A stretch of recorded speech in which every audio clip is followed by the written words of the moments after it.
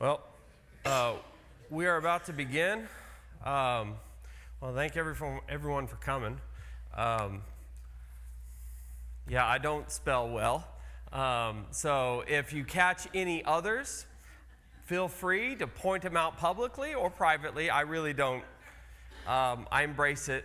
My wife didn't actually proofread this one for me, which, she's my helper.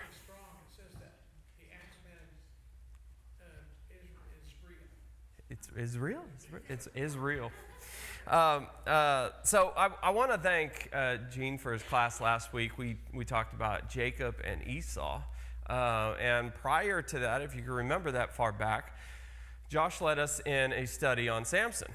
And so I asked him afterwards, I was like, because he made some comments, which, they hit home. It was, when we have in the Judges, we have a story as long as Samson's, there's probably reason for that. There's probably something there that we need to be taking from it if that much ink is spent, that much time is spent recording this story for history.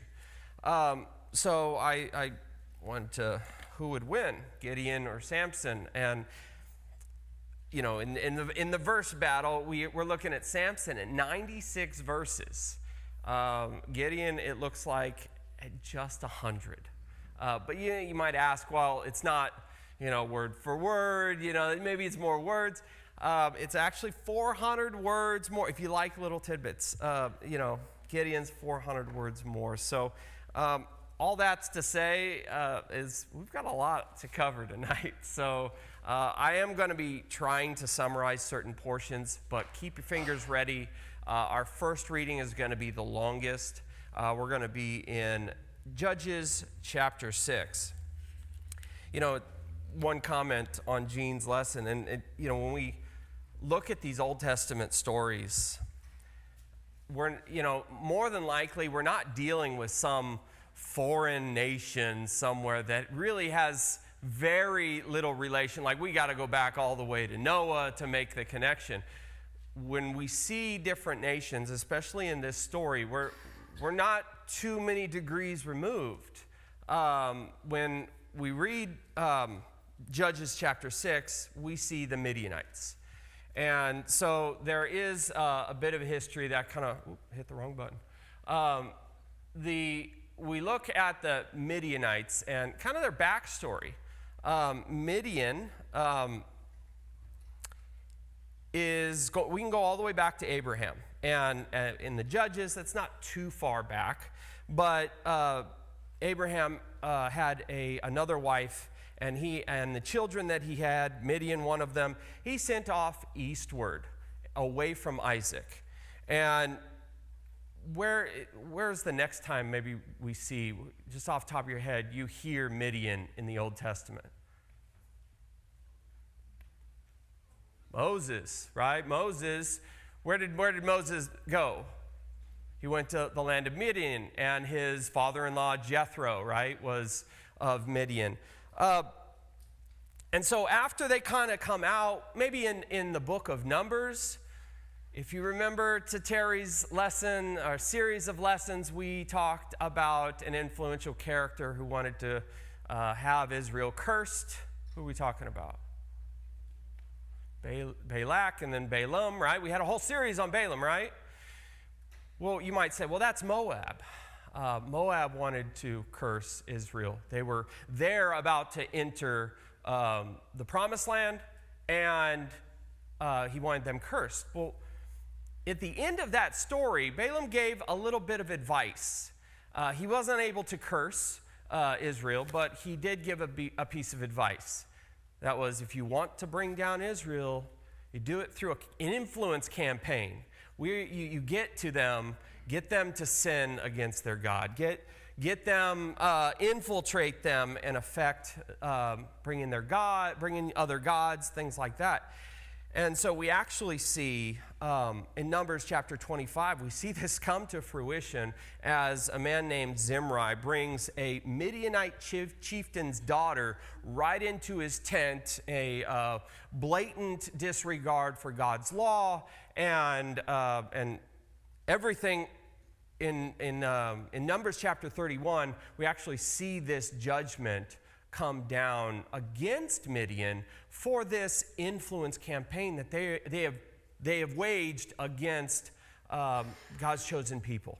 And they ended up killing all men. Look in Numbers chapter 31, all men were killed. The virgin women were taken. Their spoils were taken. And this story in Gideon, we're not 200 years removed from this story. Okay, so the threat here we have in in Judges chapter 6 is the Midianite armies. I mean, you killed all the men. That's kind of hard to come back from. So they partner with the other nations of the east, the Amalekites and surrounding nations, and they are in a constant raiding party. They'll come across the Jordan and raid the northern tribes and subjugate them, kill them. So Israel is in a habit, when they come, they run off to their cave B&Bs, right? They run off and hide. They have no God to protect them, because what's actually happening here is happening a judgment against them. It's happening because of the evil of Israel. And this has been happening for 7 years.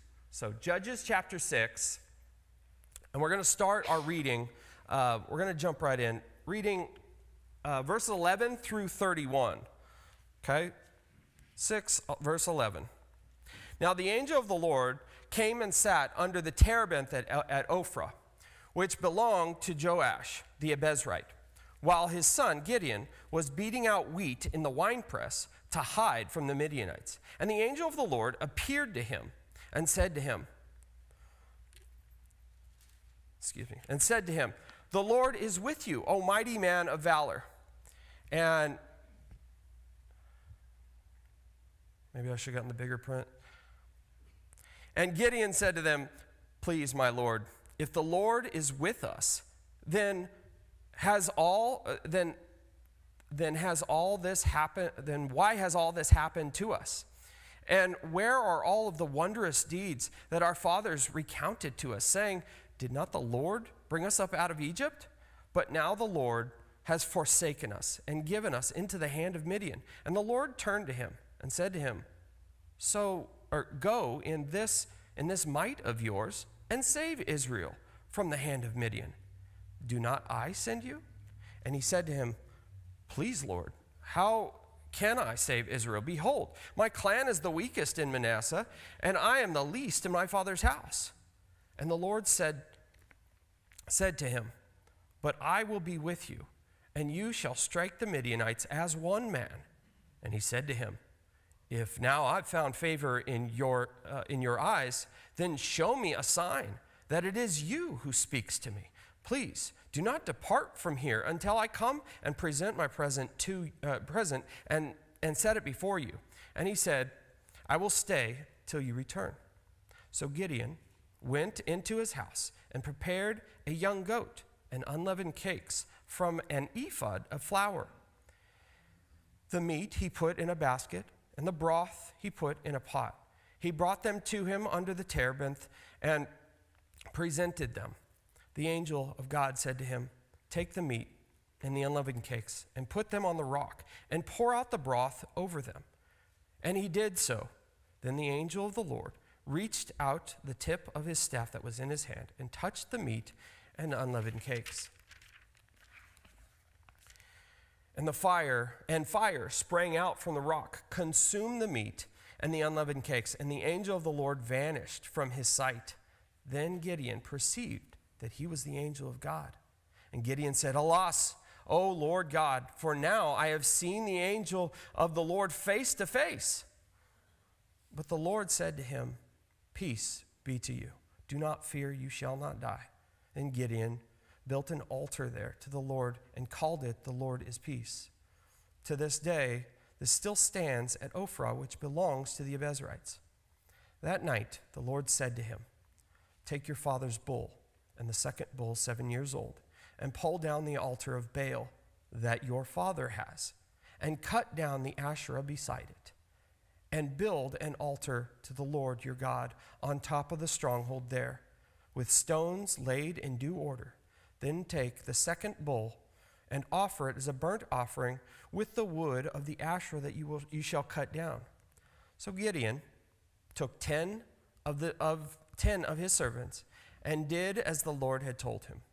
But because he was too afraid of his family and the men of the town to do it by day, he did it by night.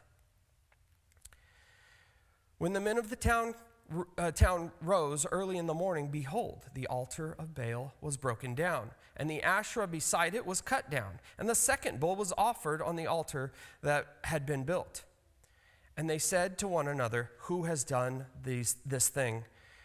After they had searched and inquired, they said, Gideon, the son of Joash, has done this thing. Then the men of the town said to Joash, bring out your son, that he may die, for he has broken down the altar of Baal and cut down the Asherah beside it. But Joash said to all who stood against him, will you contend for Baal? Or will you save him? Whoever contends for him shall be put to death by morning. If he is a god, let him contend for himself, because his altar has been broken down. Therefore, the name of Gideon was called Jerubbaal. That is to say, let Baal contend against him, because he has broken down his altar. All right, that was quite a bit of content. But this sets the stage for who Gideon is. So let's go back to Gideon. Where do we find him in this story?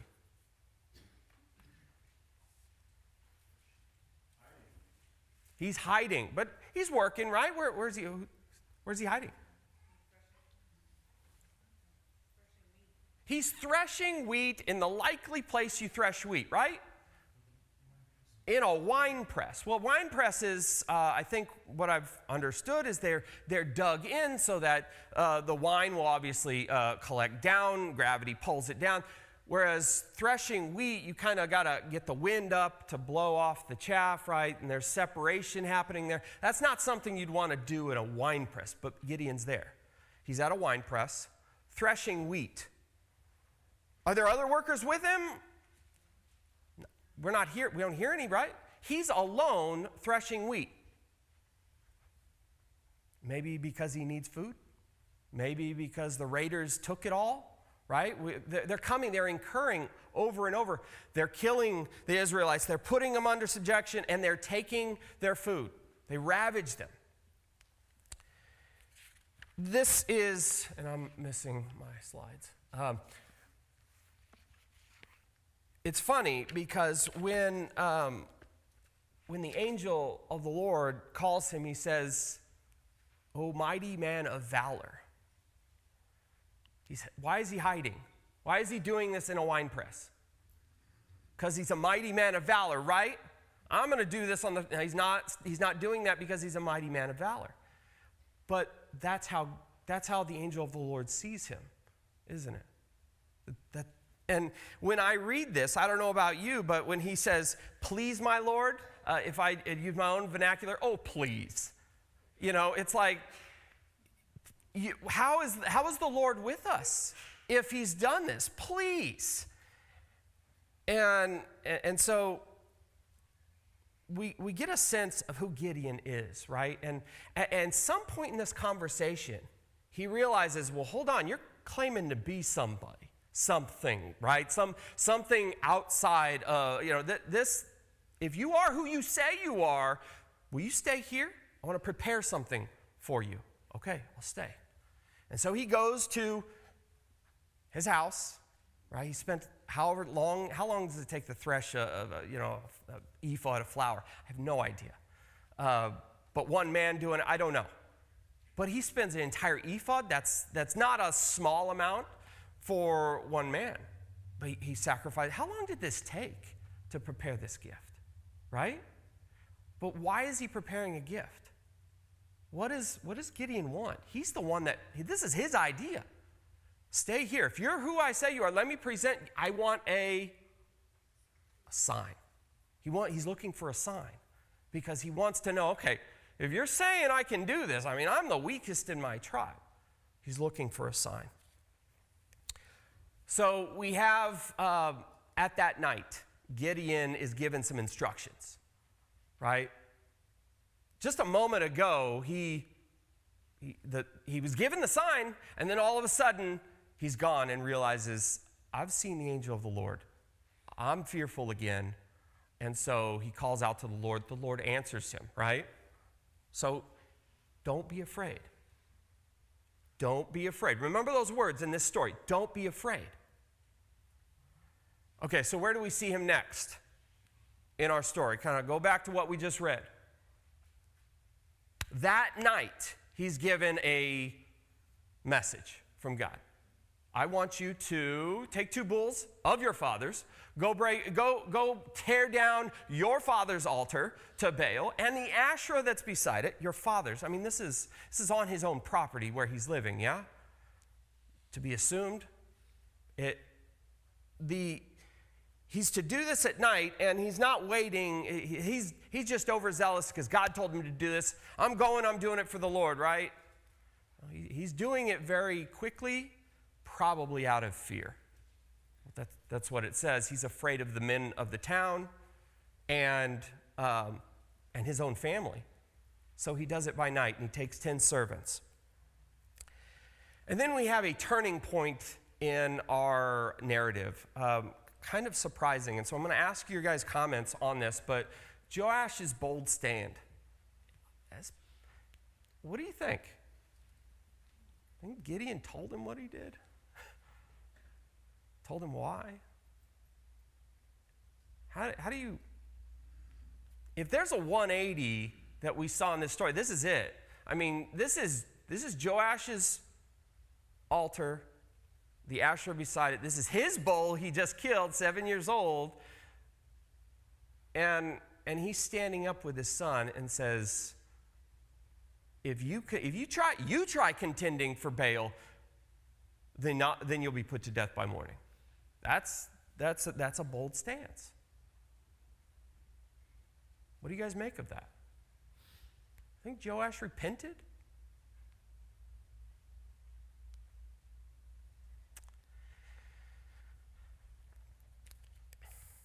All right. I don't know those answers.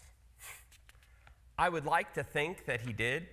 I would like to think that Joash is turning over a new leaf at this point. Maybe his son did tell him. I think that would kind of, if you had told me and I believed you that God spoke to you, he told you to do this, then maybe I'd be on board too. All right, let's go ahead and read verse 33. Let's pick up in verse 33.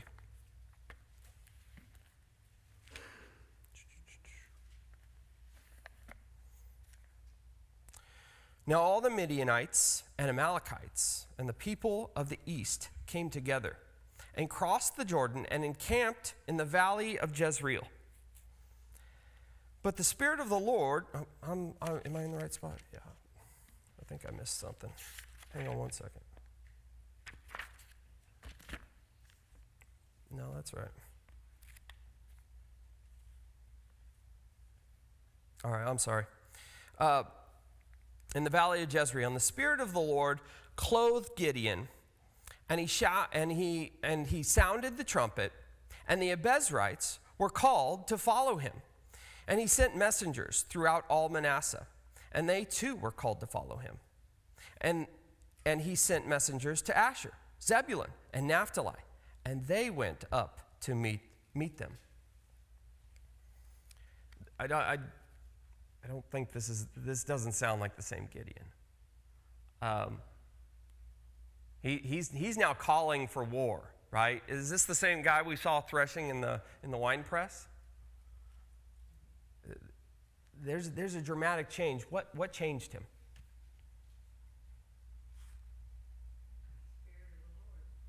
What did it do for him? I find this passage, I mean, we see this term quite often in Scripture that they were clothed, but not in this way. Like you are clothed, the Spirit of God clothed you.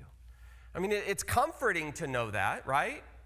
To think that God's Spirit can clothe us in such a way that we take a fearful man who's, this is what God saw in him. He's a valiant, man of valor, brave man of valor.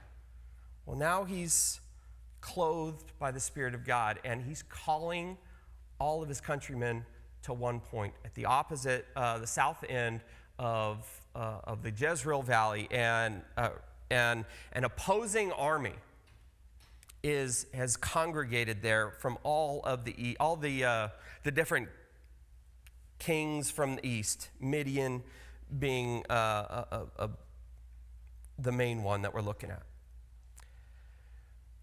Let's see here. Yes.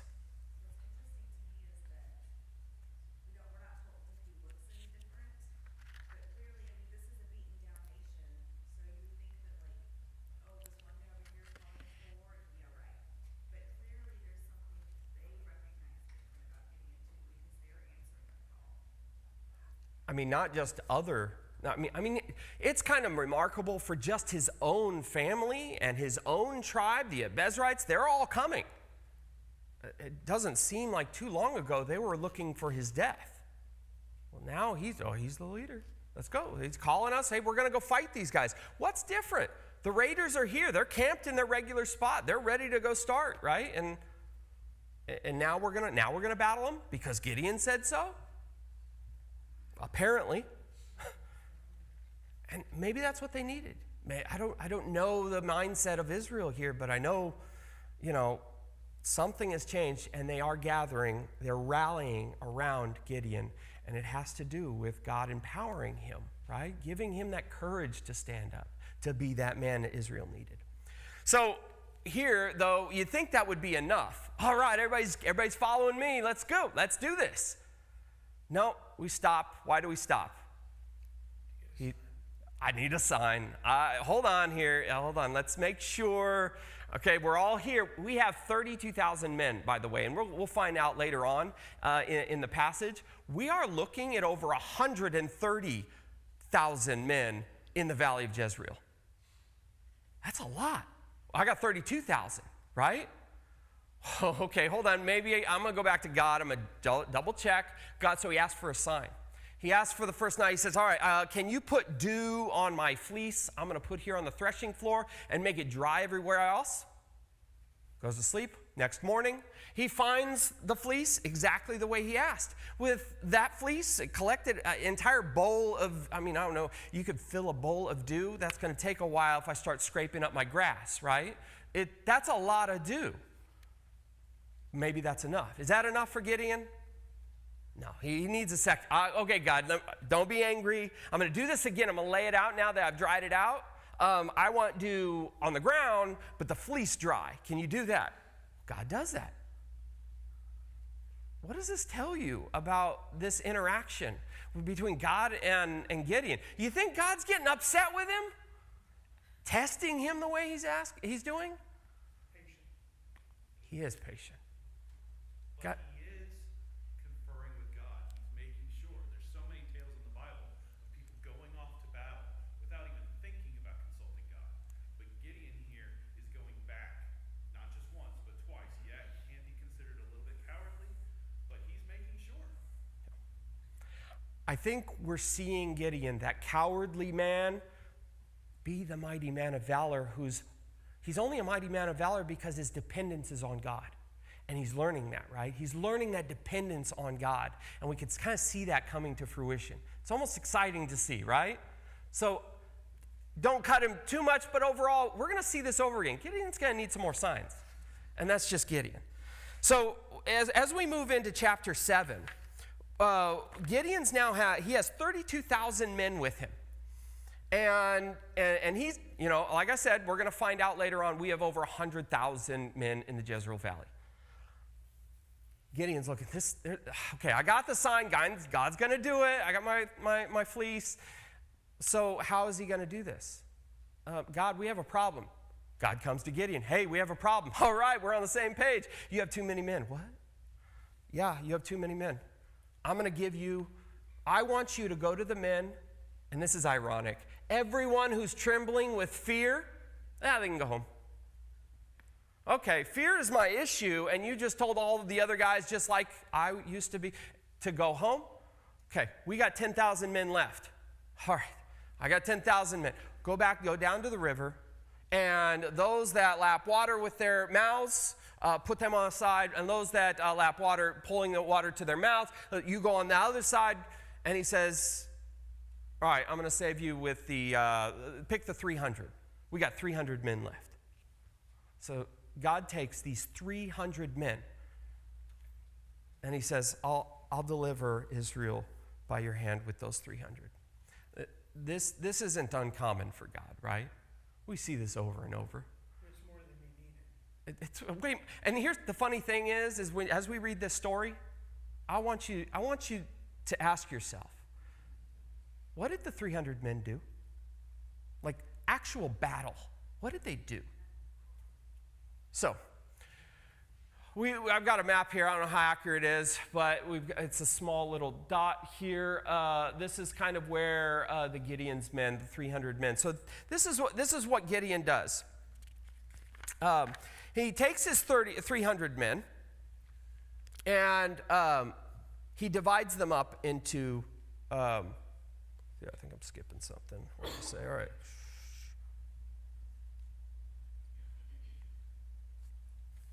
All right, let's go ahead and read a couple of verses.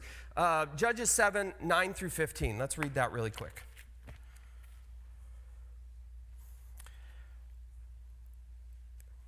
The same night, the Lord said to him, "Arise and go against the camp, for I have given them into your hand." All right, stop there. Should that be enough? Should that be enough? All right, verse 10. But if you're afraid, go down. Go down to the camp with Purah, I'm probably saying that wrong. Purah, your servant, and you shall hear what they say. And afterwards, your hand shall be strengthened, and go down against the camp. Then he went down with Purah, his servant, to the outpost of the armed men who were in the camp, and the Midianites and the Amalekites and all the people of the east along the valley, lay along the valley like locusts in abundance. And their camels were without number, as sand is on the seashore.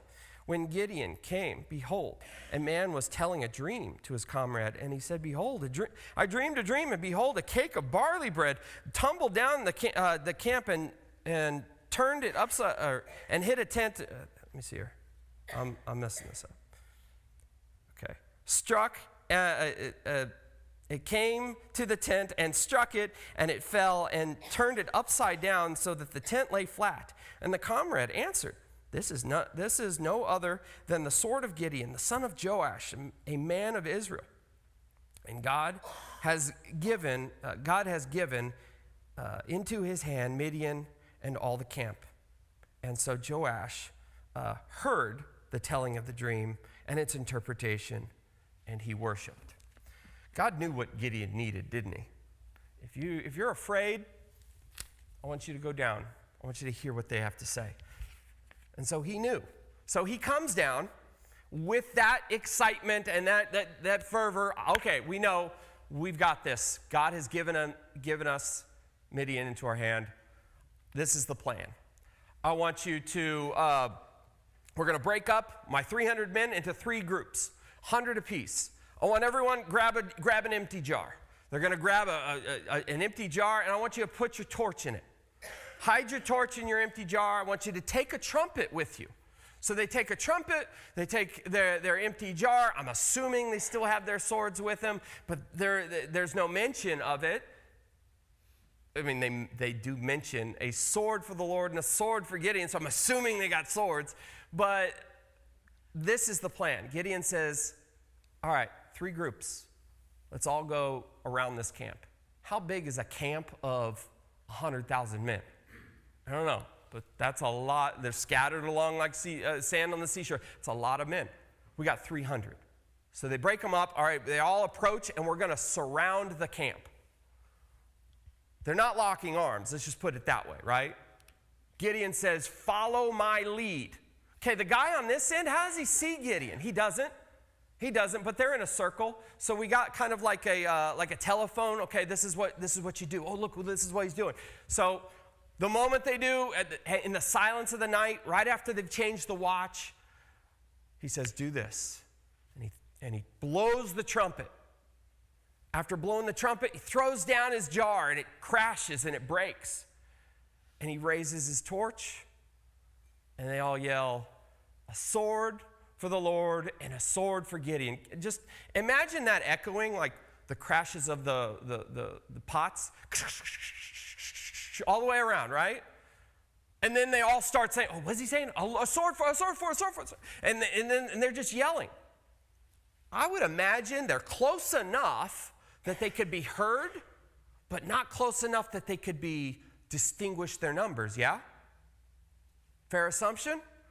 Ask GBT, how far is that? They said, well, about maybe, depending on the quiet of the night, we're looking at 300 to 700 yards. I don't know. Sounded right. Sounded about right. But just visualize that. All right, so they're standing there. The Midianites wake up. They're startled. What do? They start killing each other. Each other. The men are just standing there in a circle waiting for them, and they wake up and they're startled. God puts their sword against each other. So they start attacking one another, and then they run. Gideon gives way to pursuit. I'm going to have to start speeding up here. There's a lot more. So Gideon gives way to pursuit. I'm gonna skip the section, verses 24 and 25 of chapter 7. We have a reference to Oreb and Zeeb, princes of Midian. They were captured by the Ephraimites. Did I have that right?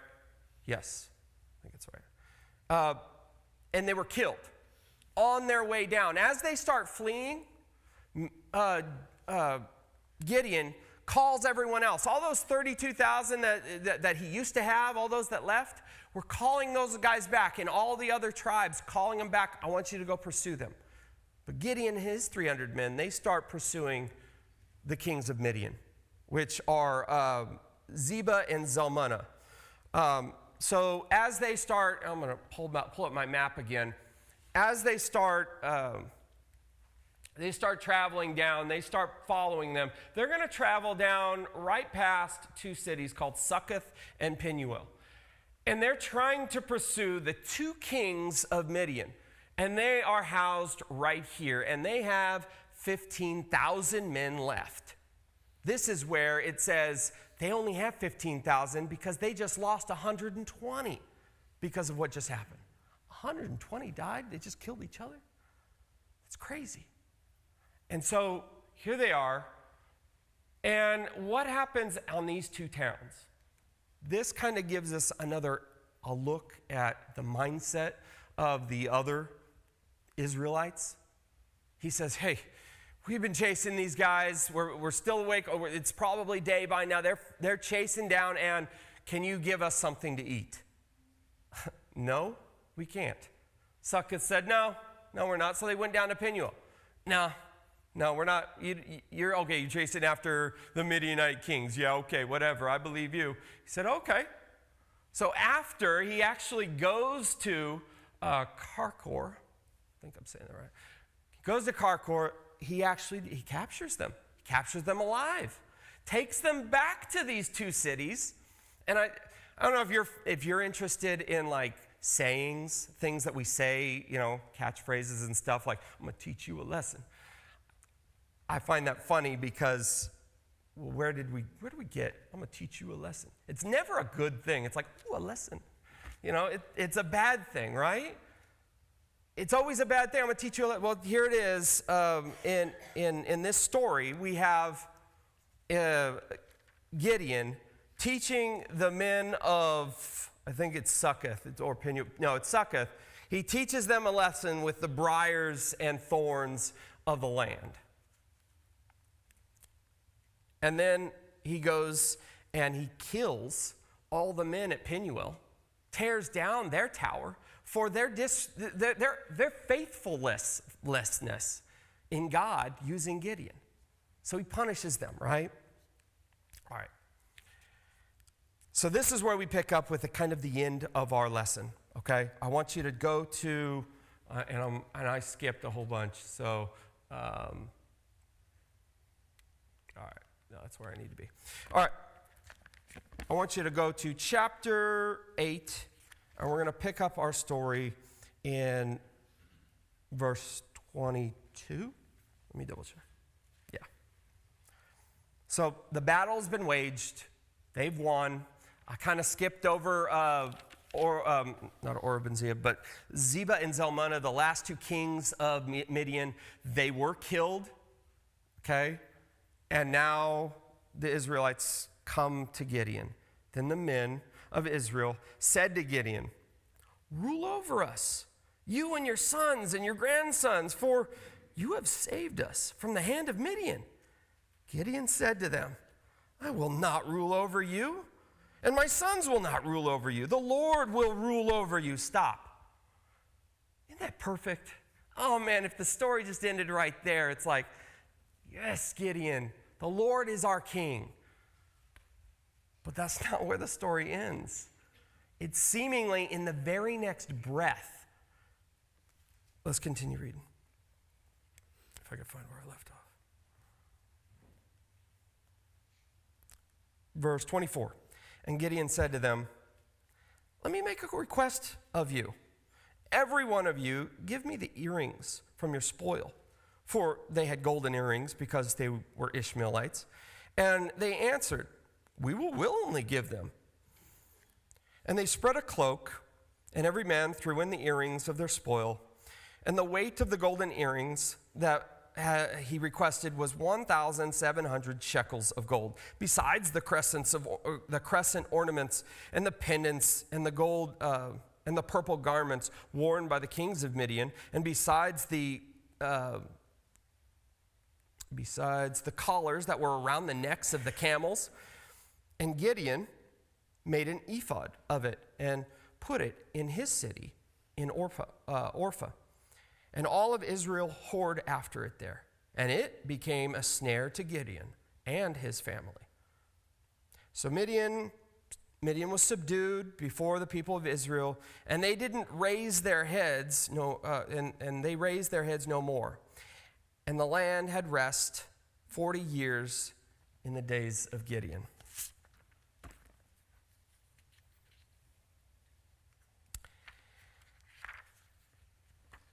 What are comments, questions? Open it up. I've got some minutes.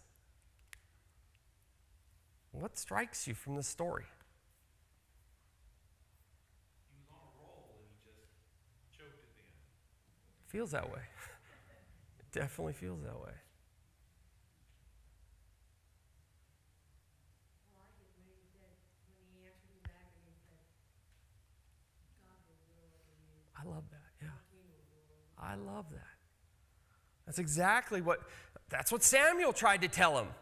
God is your king, right? You don't need a king. Okay, fine, getting a king. This is what's going to happen. They wanted a king. Eventually, they got a king. If you read on in this story, you're going to find Gideon had 70 sons. They all killed, one of them killed all the others, and they made him king. He didn't last long, but they made him king. Well, and I don't know, were you going to mention that guy's name? No. Abimelech, yes. Means, "My father is king." So Gideon names his son, "My father is king." I didn't even- Though Gideon says, "Oh, I'm not your king, God." I didn't even go that far, yeah. It gets worse. Yeah. And Gideon's father's name, I didn't mention this. His name actually means God supports. And Gideon's name, which the axe man, the man who cuts down, that's Gideon's name. So I appreciate you bringing up the name. No, I didn't go that far. So I've got a couple of points as we close to kind of wrap up what it is that we saw. Never forget our dependence on God. Scott mentioned it, he's checking with God. That's a good sign. Keep doing that. For us, we need to do that. Our dependence, completely reliant on God. Good intentions, and I can only assume, I'm going to give him the benefit of the doubt, a golden ephod that weighs 170, I think it was 40 to 50 pounds of gold. That's not something he's wearing. That's not something, I could see that as something they put up, right? I'm assuming it's good intentions. And finally, this is a lyric I found in a song. What looks like weakness is a canvas for your God's strength. I think it's important to note that when we encounter trials in our life, when we find ourselves in weak points, it might be helpful to know that maybe God's just setting the stage for something amazing, some opportunity for you. So thank you for your time today, and we got through it.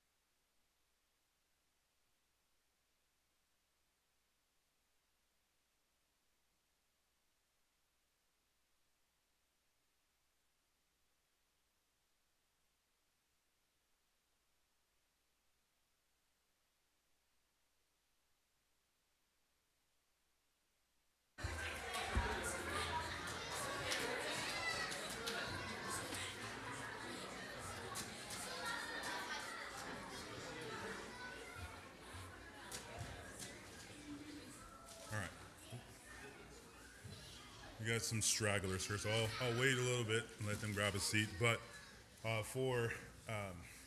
it's good to see everyone out this evening. Our visitors, you are welcome guests. We appreciate you guys coming out and spending your time with us. If you are still in town, this Lord's Day, we'll be meeting again at 9:30, so we would sure like to have you. If you could take a moment and just scan the QR code behind us just so that we can have a record of your attendance. I don't have very many announcements, so if I miss something, please feel free to go ahead and email me, and I'll go ahead and get it mentioned this Sunday. But I just want to give you a couple of updates here. Ken Wynn, which is Sharon's father, she had mentioned that he was released and at home, so be prayerful in his recovery.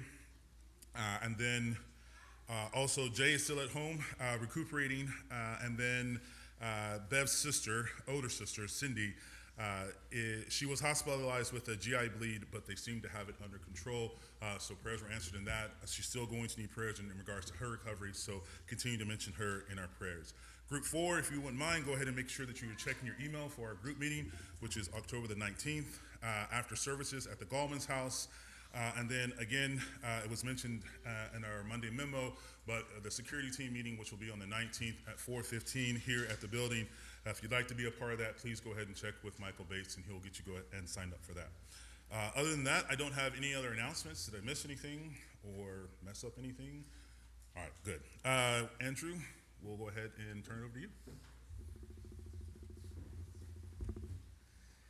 Number 36, Each Step I Take.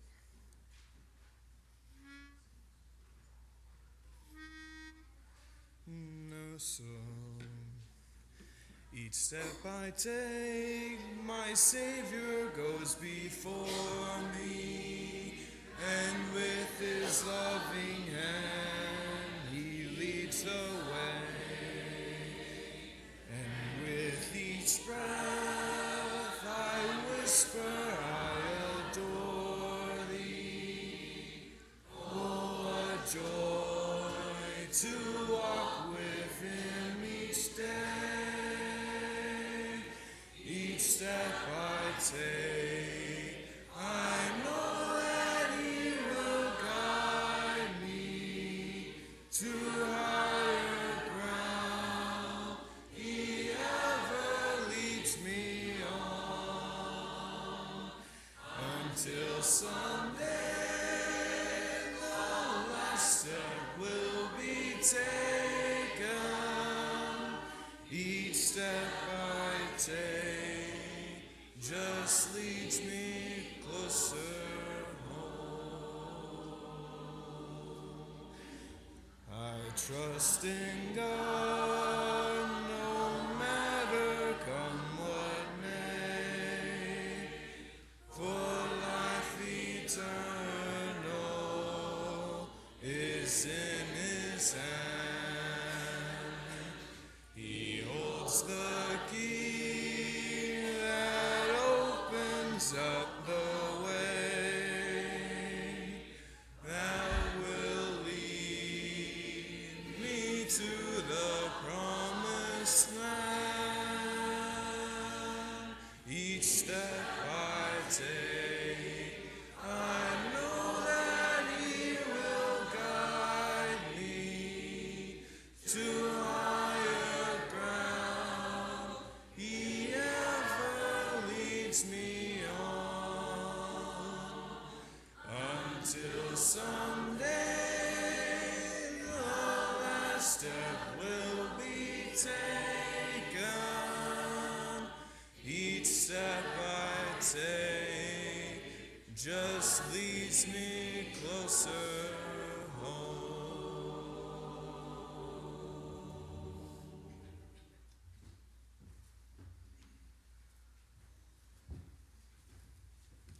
Good evening.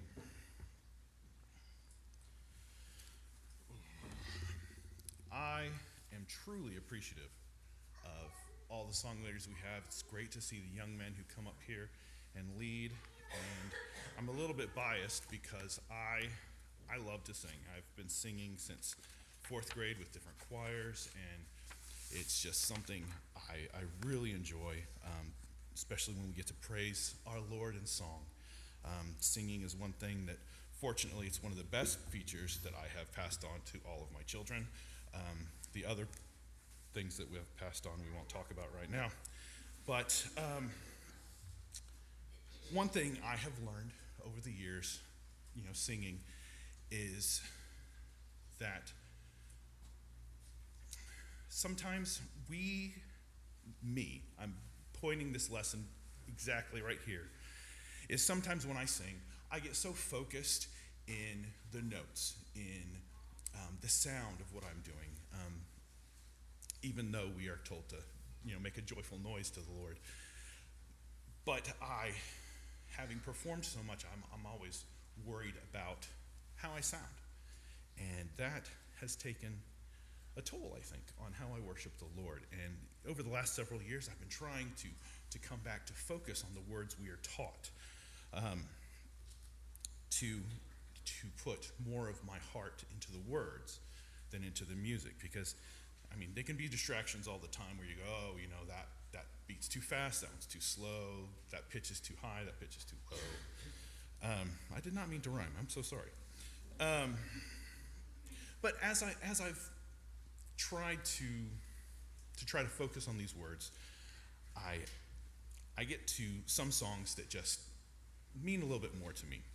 And for years, I have always been amazed, inspired, I guess you could say, by one song. I've been singing it since before I can remember. It Is Well With My Soul. It's number 626 in our book. I think right now it stands at about 150 years old. And the author, the composer of the song, is Horatio G. Spafford. That's a great name, isn't it? And if you don't know if you don't know the story behind this author, he was dealing with some deep personal issues at the time. Within the 2 years of writing this song, he lost 5 of his children, 4 of them from a shipwreck. And while working through his grief and faith at this time, he penned the words, "No matter, you have taught me to say it is well with my soul." But one verse particularly stands out in this song.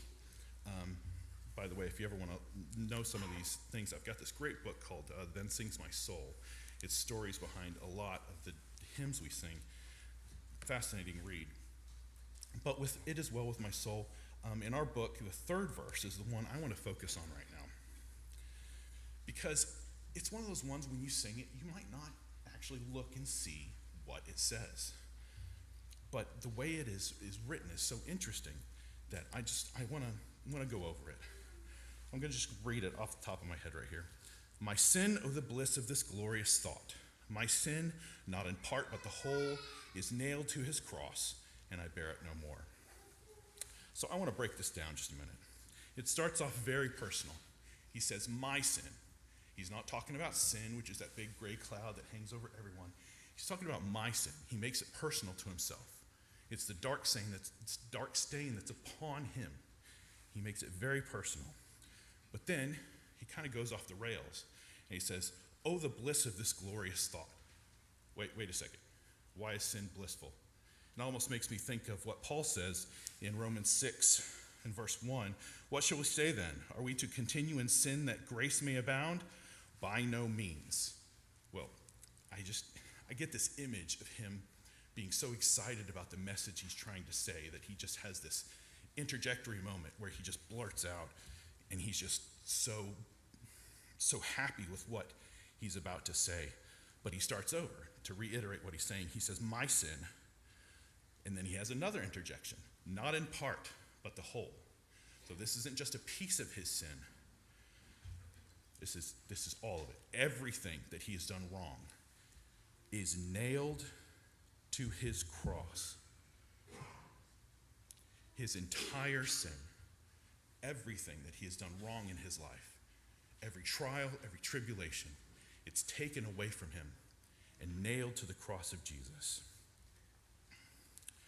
And we know this because in Colossians 2 and verse 13, and it says, and you who were dead to your trespasses and the uncircumcision of your flesh, God made alive together with him, having forgiven us all our trespasses by canceling the record of debt that stood against us.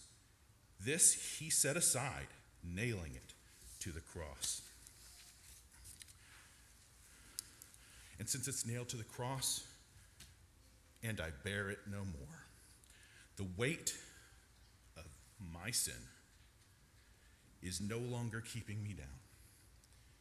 It is not the burden I carry any longer because of the promise of Jesus Christ. So when we take those interjections out and we look at the message that he is saying, he says, all of my sin is nailed to his cross and I don't carry it anymore. Sometimes I just have to look at that verse, and after that sentence, the follow-up just rings so true. Praise the Lord, O my soul. What a great promise we have that our sin will be nailed to his cross. But that sin is only taken away when we obey the Lord, when we put Christ on in baptism to become his adopted brother or sister. And if you need to do that at this time, we ask that you come forward now as we pray, as we stand and sing. The great physician now is near, the sympathizing Jesus. He speaks the drooping heart to cheer. Oh, hear the voice of Jesus. Sweetest note in seraph song, sweetest name on mortal tongue, sweetest carol ever sung, Jesus, blessed Jesus. And when to that bright world above we rise to see our Jesus, we'll sing around the throne of love, his name, the name of Jesus. Sweetest note in seraph song, sweetest name on mortal tongue, sweetest carol ever sung, Jesus, blessed Jesus.